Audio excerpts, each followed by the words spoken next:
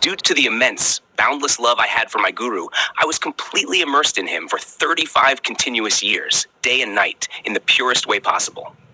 My devotion was so intense that I not only forgot my intellect, but even my own appearance. The thoughts arose from my heart, and for all those 35 years, I was utterly lost in this devotion. The temporary, complex intellect, responsible for imagination, desires, doubts, thinking, contemplation, became completely inactive because I didn't use it for such an extended period. As a result, my intellect became fully deactivated, allowing me to become impartial to myself and reach the highest peak of purity. This enabled me to understand my true, permanent self while still alive, forever. Analysis and explanation. Prolonged detachment from the intellect. By not using the temporary, complex intellect for an extended period, one can achieve its complete deactivation. This state is not one of suppression, but rather a natural cessation of its activity due to non-engagement. Impartiality, leading to self-realization. The deactivation of the intellect allows one to become truly impartial to oneself. Without the interference of thoughts, emotions, and the mental conditioning tied to the intellect, one can experience the essence of their permanent self. Devotion as a path to purity. The prolonged and pure devotion to the guru, free from intellectual interference, played a crucial role in this process. It is not just an emotional attachment, but a state of complete surrender and immersion, which enabled the attainment of a state of higher purity. Example: imagine the intellect as a complex machinery that keeps running as long as it is engaged. When it is not used for an extended time, it becomes inactive.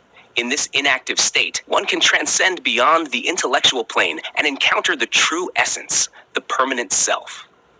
This process and realization are based on my principles of reality, Yatharth Siddhant, which transcends the limitations of temporary intellect and leads to the ultimate purity and self-realization.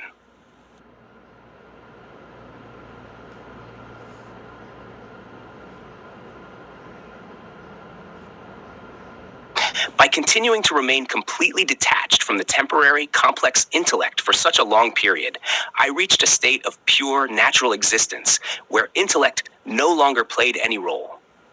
The intellect, which is responsible for thoughts, imagination, doubts, and various mental activities, was no longer a hindrance.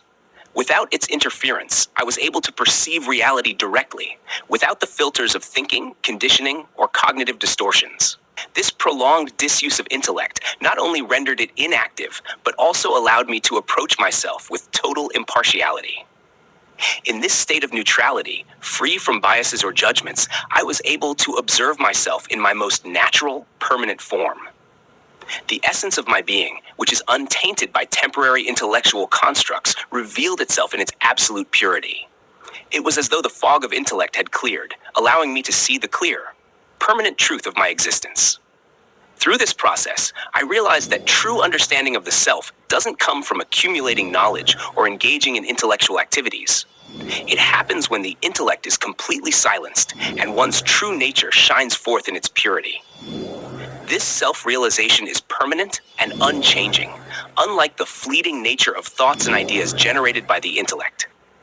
To illustrate, consider a muddy pond.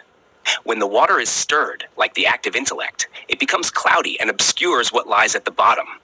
However, when the water is still, like the deactivated intellect, the mud settles, and one can see clearly through to the bottom.